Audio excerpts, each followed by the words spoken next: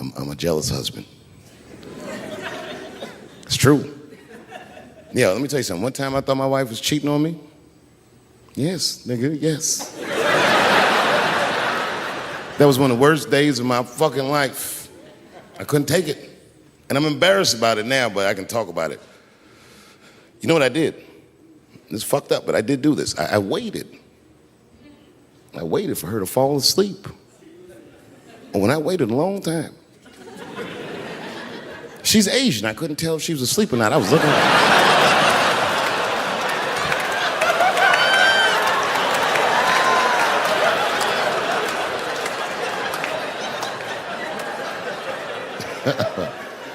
And when I was sure she was asleep, you know what I did? I stole the iPhone, took it downstairs and started trying out passwords to see if I could open it. I couldn't figure out the password. Then I remembered, it's an iPhone. This shit has facial recognition. I was just like, oh. And that shit opened right up.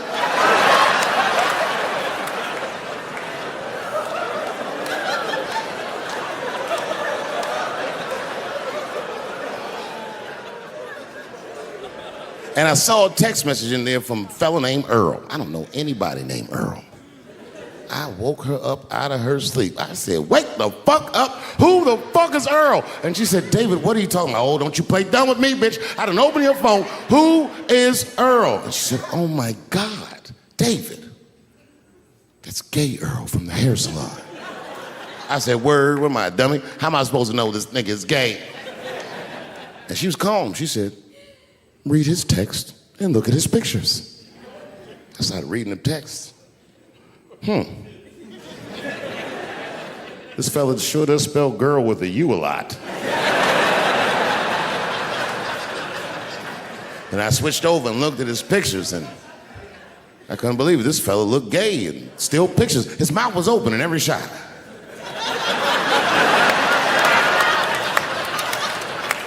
And then I knew she was telling the truth. And then I felt like dumb. I said, I'm sorry. I'm sorry. Okay, I'm sorry. Here, take your phone. I'm sorry, just go back to sleep. I am sorry, I guess I just been insecure because all this cheating I've been doing. Good night.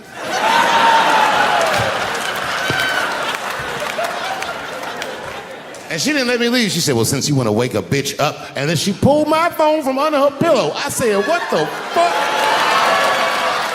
She said, who is this bitch in this picture? I said, how'd you open that phone? She said, it was easy, nigga. All I had to do was mash my nose and go like this, and it opened right up. I said, what the fuck? Creepy. You know, I frequent strip clubs. I don't want, it's something I like to do. And my wife said I was creepy because I go to strip clubs by myself. Is that creepy? I think that's better than going with the fellas. That's creepy to me. Hey, y'all, let's all go to the strip club and get our dicks hard together as a group of friends. Drive home in a quiet car and not talk about any of the things we've seen or done. No, nigga, I go by myself. But my wife doesn't understand why I go to the strip club. It has nothing to do with sex, you understand? I need a pinch of sexual energy in a room to relax, but it's more about being out. I like the music. A few naked chicks in there, it just makes me feel good. But I'm not trying to socialize or meet anybody. You know, sometimes I go to the strip club and I bring a book. I do. And I sit right by the stage because the reading light is better.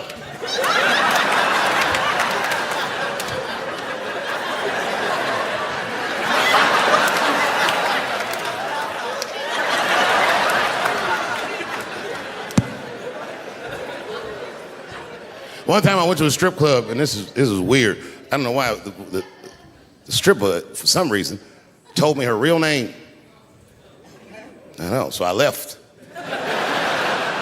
She didn't understand. She was like, where are you going? I was like, good night, Deborah.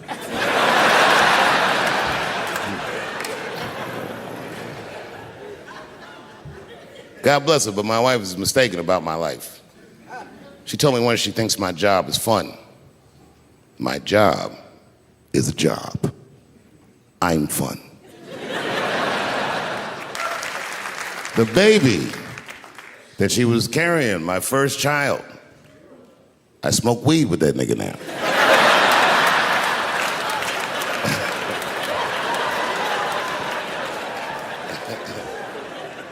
And what I remember most about that night was the pressure. Before the show, I had to run out there on the avenue and hand out tickets to anybody who would take them because I couldn't even fill the fucking room.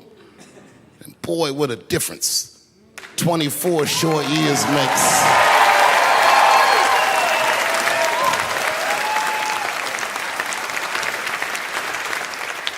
And right before that time, my father had died. He never lived to see me do it. And when he died, I was inconsolable. I thought I'd never smile or laugh again. And the only thing that got me out of that space was a comedian friend of mine, the late, great Norm Macdonald. That's right. Shout out to Norm. And what Norm did, which I'll never forget, is he knew that I was the biggest Jim Carrey fan in the world. Now, I'm not going to go all into it, but Jim Carrey is talented in a way that you can't practice or rehearse. What a God-given talent. I was fascinated with him. And Norm knew that. And he called me up and he goes, Dave, he says, I'm doing a movie with Jim Carrey. Do you want to meet him? And I said, fuck, yes, I do. And it was the first time I could remember since my father died being excited. And the movie was called Man on the Moon. I didn't know any of this. And in this movie, Jim Carrey was playing another comedian I admired, the late, great Andy Kaufman. Yes, and Jim Carrey was so immersed in that role that from the moment he woke up to the time he went to bed at night, he would live his life as Andy Kaufman. I didn't know that. When they said cut, this nigga was still Andy Kaufman. So much so that everybody on the crew called him Andy. I didn't know any of that. I just went there to meet him, and when he walked into the room where we were supposed to meet, I screamed, Jim Carrey! And everyone said, no! Call him Andy. And I didn't understand. And then he came over and he was acting weird. I didn't know he was acting like Andy Kaufman, just like, hey, how you doing? And I was like, hello. Andy? Now, in hindsight, how fucking lucky am I that I got to see one of the greatest artists of my time immersed in one of his most challenging processes ever. Very lucky to have seen that. But as it was happening, I was very disappointed. Because I wanted to meet Jim Carrey, and I had to pretend this nigga was Andy Kaufman. Yeah, I'm not lying.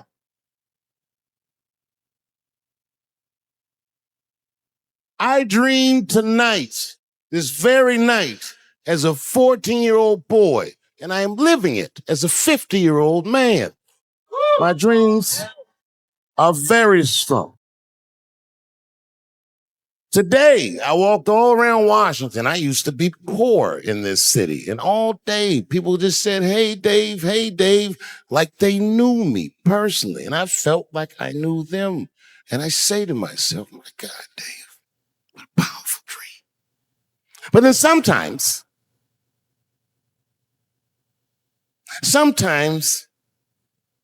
I feel regular. Just feel like myself. Maybe I'll smoke some weed and be in some nightclub and feel shy. But I'll look across a nightclub and I'll see some guy that no one's ever heard of. But this nigga worked all week and got bottle service. And there's bitches bringing Moet with sparklers to him. And I picture in my mind, he's Persian. He's doing some kind of weird Persian dance.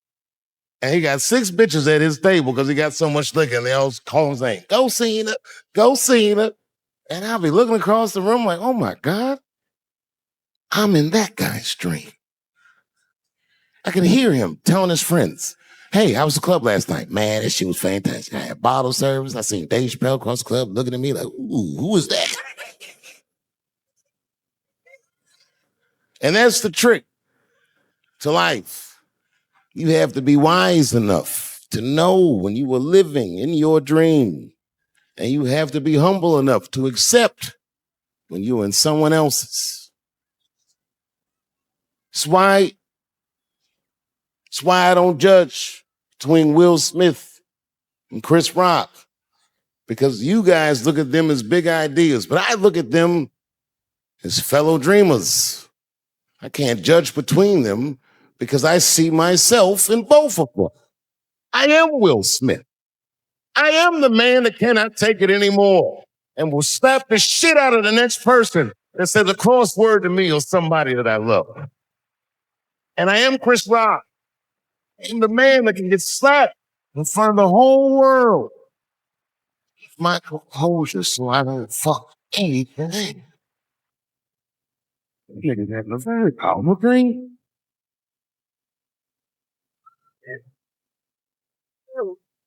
You know what it reminded me of? It reminded me of when we was in grade school. Remember in grade school, the teacher would ask everybody what they want to be. Timmy, what do you want to be when you grow up? And Timmy acted like he had an idea. He said, I want to be a fireman. And the teacher told me that. He said, but Timmy didn't mean it. Timmy said he wanted to be a fireman because deep down, Timmy's trapped in the water. By the time he's 14 years old, this nigga's a full-blown pyromaniac, playing with kerosene and matches like a goddamn expert. And then one night he goes downtown with his buddies, fucking around with fire, and burns a warehouse down. And he doesn't know it, but there's 13 migrant workers melts the door, and they end up they get trapped. And then they die in the fire. Isn't that a tragedy? It's an accident. He's only 14 years old, but he's glad. And he's the rest of his life. Bring the fur.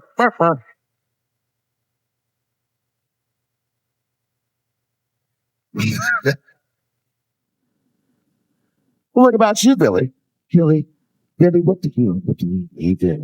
And Billy stands up and he said, I want to be president of the United States. And he says, oh my God, Billy, that is a wonderful dream. And Billy means that shit. Billy does everything right. That motherfucker is great. Joins student government. He does extracurricular activities like show fighters to make that name look good. He's on track to be president. But junior year, he whites. 16, he gets a girlfriend pregnant. He has to drop out of high school. Make ends meet. But for him, local law not doing. By the time he's 20 years old, the motherfucker makes assistant manager at Walmart. If you know what, she just like, my 4 more years, I can be a manager. And if I can keep this up for 6 more years after that, I can even be a regional manager and have as many as 3 Walmarts under my control. But he's a big picture guy. He sees this past small. So it kills himself.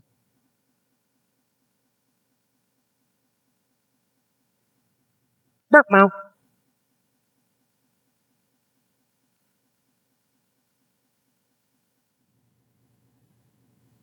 What about you?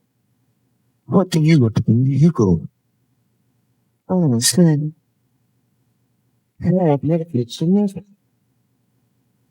I can't something that. You choose yours. Always you expect it to true. Say it loud and proud. What you gonna be when you grow up? Little nonsense. That nigga stood up in front of the whole class. I want to be the gayest nigga that ever lived. I want to do a music video and slide down a stripper pole all the way to the depths of hell and suck the devil's dick at 10 o'clock on BET while all the kids are awake and can see it. Shockingly, that was the only dream that worked out.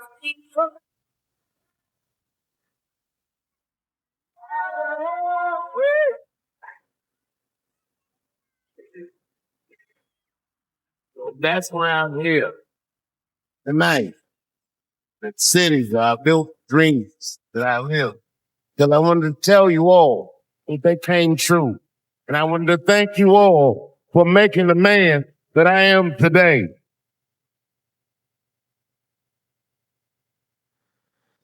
Yes, I am living a very powerful dream.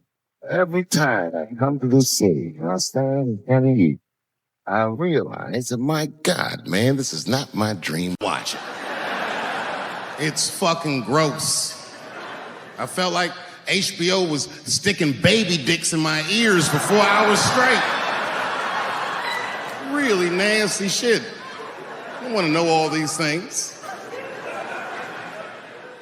Turns out, Michael Jackson allegedly likes a long gander at the anus. So they said he stares at people's buttholes. That's what they said. That's how gross the documentary was.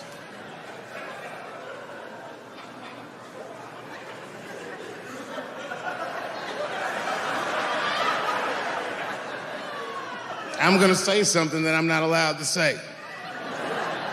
But I gotta be real. I don't believe these motherfuckers. I do not believe it.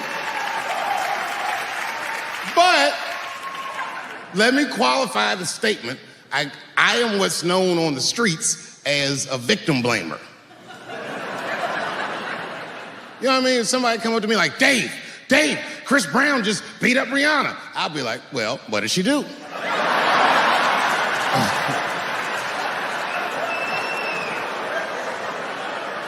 Dave, Michael Jackson was molesting children. Well, what were those kids wearing at the time?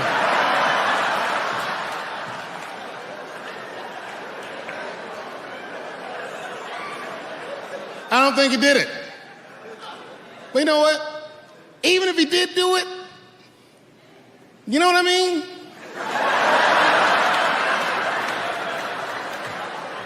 You know what I mean? I mean, it's Michael Jackson.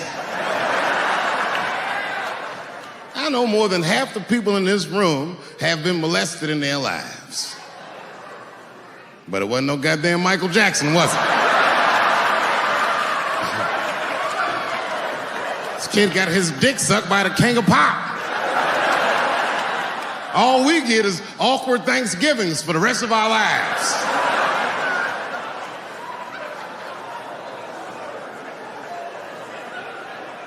You know how good it must have felt to go to school the next day after that shit? Hey, Billy, how was the weekend? How was my weekend? Michael Jackson sucked my dick. And that was my first sexual experience. If I'm starting here, then sky's the limit.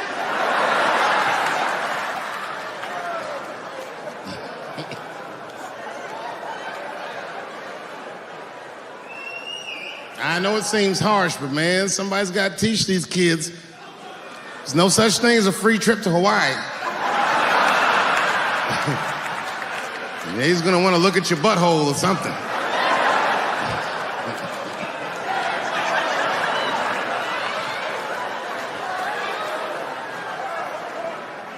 You know why I don't believe it? You know why I don't believe it? Because if Michael Jackson's out here doing all this molesting, then why not Macaulay Culkin? Macaulay Culkin said in an interview that Michael Jackson never did anything inappropriate with him or even around him. Think about that shit. You know, I'm not a pedophile.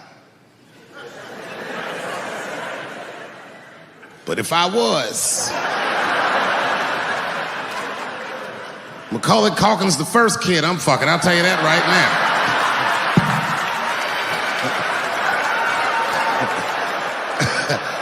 I'd be a goddamn hero. Hey, that guy over there fucked the kid from Home Alone. And you know how hard he is to catch.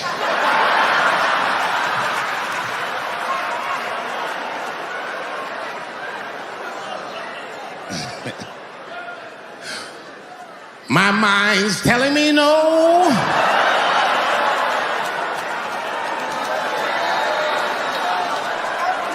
On a documentary about R. Kelly. Would you like to be in it? And I was like, nah, bitch, I'm cool.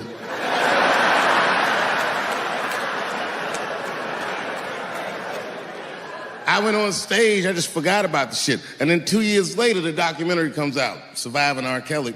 And when it comes out, Dream's promoting the shit, and she keeps bringing me up. She said, I asked Dave Chappelle to be in my documentary, and he said it was too hot for TV. Bitch, I did not say that.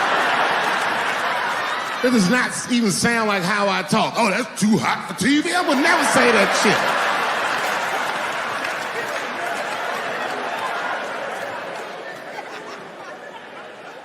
But I'm gonna tell you guys why I wasn't in the documentary. There's a very simple reason, and I cannot stress this point enough. The only reason that I didn't do it was because, and it's very important, I don't know this nigga at all. I don't know anything. I don't know anything that they don't tell me about. I don't hang out with this nigga, nothing. So what the fuck do I gotta be in the documentary for? This guy, R. Kelly, got another sex tape out now. Can you believe that shit? This guy makes more sex tapes than he does music. He's like the DJ Khaled of sex tapes. Another one. Like, damn, it's a lot of tapes. The new one's so bad that they didn't even show it. I've never seen anything like this. The prosecutor in Chicago came out in a press conference and read to the media a transcript of a sex tape. Have you ever heard of such a thing? This nigga read the sex tape. And it was so bad that R. Kelly sounded guilty in the transcripts. It's fucking amazing. 16 times the girl's age was mentioned. Isn't that crazy? This motherfucker is an idiot. He was fucking her like, yeah, this is the best 14-year-old pussy I've ever had in my life. And she was like, you like this 14-year-old pussy? He's like, oh yeah, I love this 14. I'm like, man, you need to shut the fuck up. You gotta give your lawyer something to work with. You're supposed to be on the tape like, this is the best 36-year-old pussy I've ever had in my life. And then your lawyer gonna be like, Your Honor, clearly my client thought that this woman was 36, as he mentioned some 16 times in the tape. They gonna know you lying though, you know what I mean? Everybody knows no such thing as good 36-year-old pussy.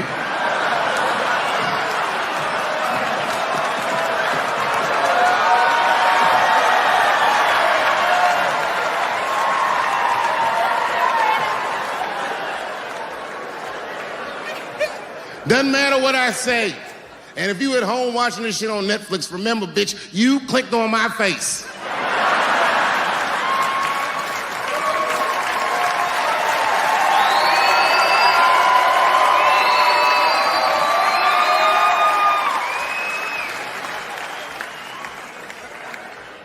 It was Kevin Hart's dream to host the Oscars. That's what he told me. And I remember when he told me, because I was thinking to myself, well, that's an awfully strange dream for an African American. Kind of nigga dreams of hosting the Oscars. Kevin did, that's who. And he did it.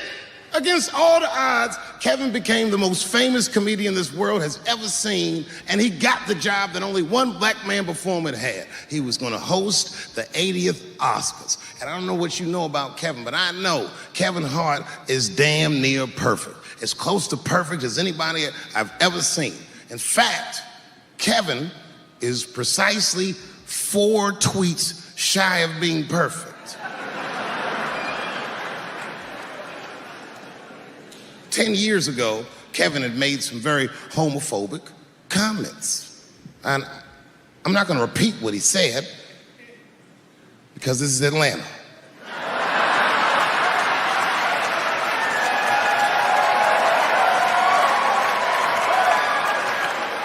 You know what I mean. I'm sure there's a lot of gay men here tonight with their wives.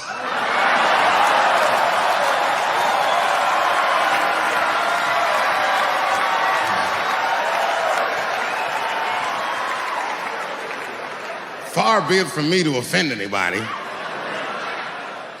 All right, I'll tell you what he said. But just remember, these were not my words. These were Kevin's words. And it was a long time ago. And I'm paraphrasing because I'm not good at telling other people's jokes. Okay, Kevin said,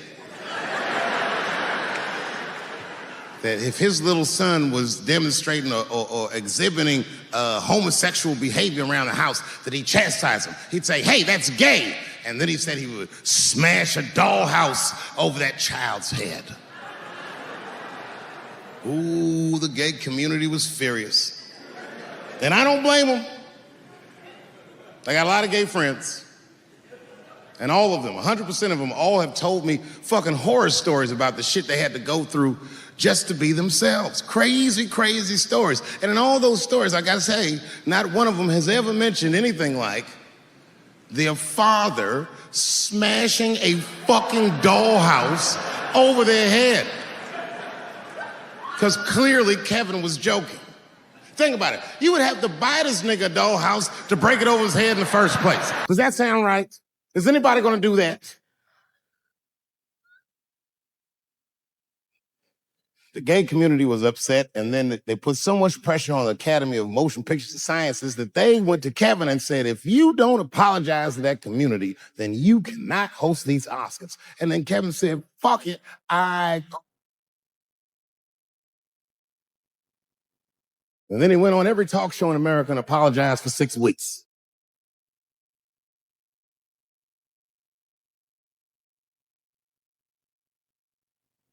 Kevin fucked up. I understand the mistake you made because I've made the same mistake early in my career. This is many years ago, 15 years ago. It's when I was doing Chappelle's show. There's thank you.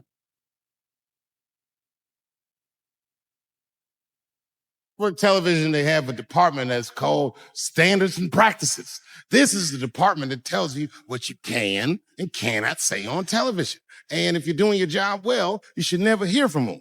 But if you're making Chappelle's show, you'll hear from these motherfuckers all the time. And remember, this is 15 years ago. I made a mistake. I didn't even know I had done anything wrong. I had written a sketch that had the word faggot in it.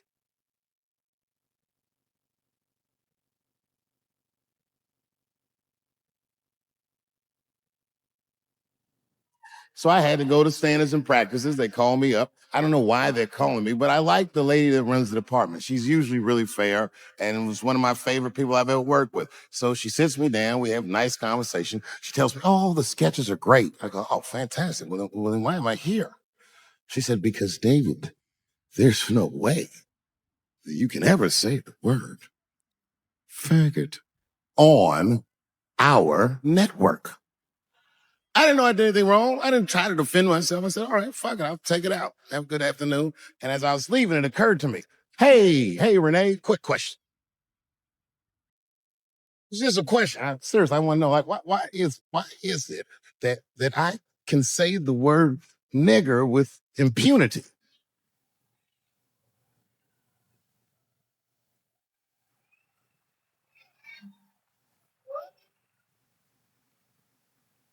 But I can't say the word faggot.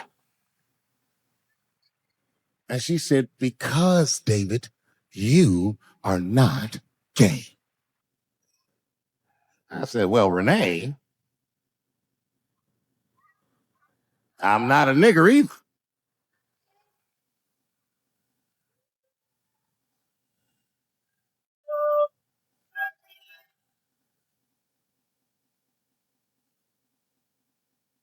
Like to do. Tonight I'm going to try some impressions out.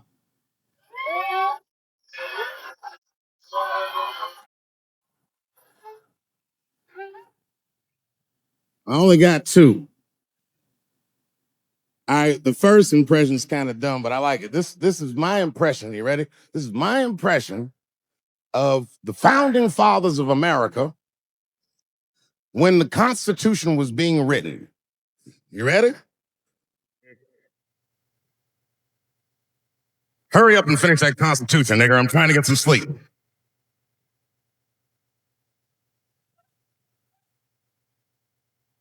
It's not bad, right? All right, the next one.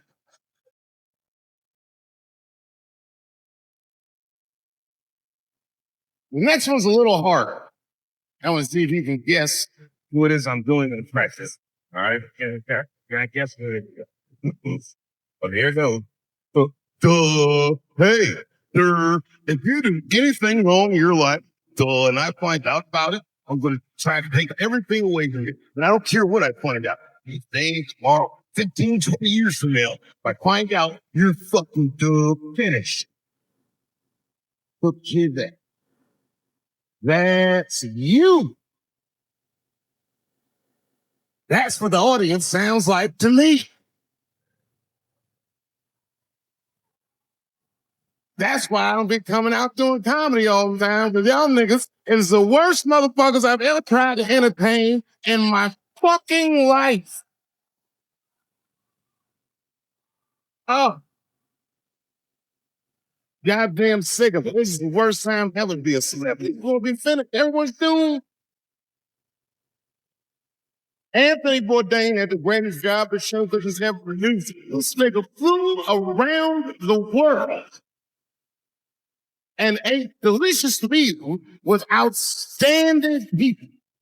That man, with that job, hung himself in a lovely street of France. They say 2000 party over, oops, out of time. So tonight I'm gonna party like since 1999. I know a nigga in high school that was an urban genius.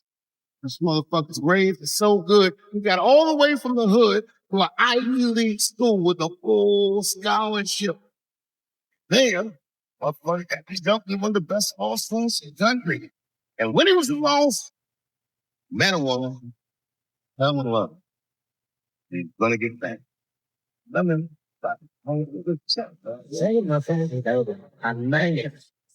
Save that bitch for later in your life.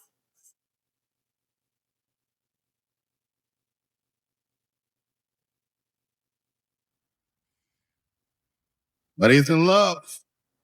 He didn't listen to me. He married her. Mom wasn't alone.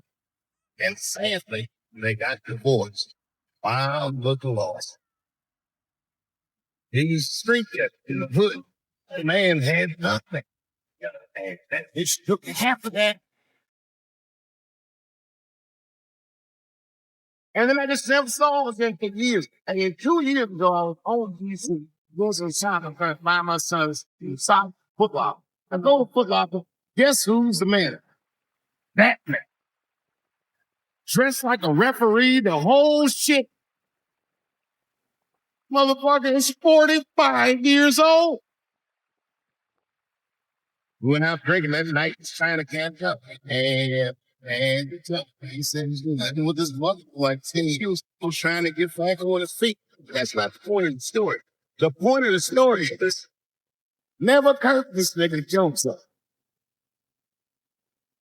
He's alive and well in D.C.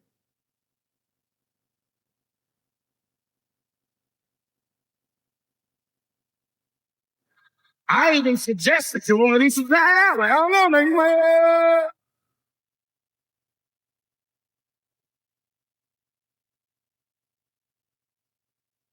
Nobody is burnt. What it looks like on the outside, I don't know what the fuck is going on inside. I have great life, but it's not a perfect life. It's good. Life's just like in a Bud Brown pool. You ever seen one of them? It's a pool.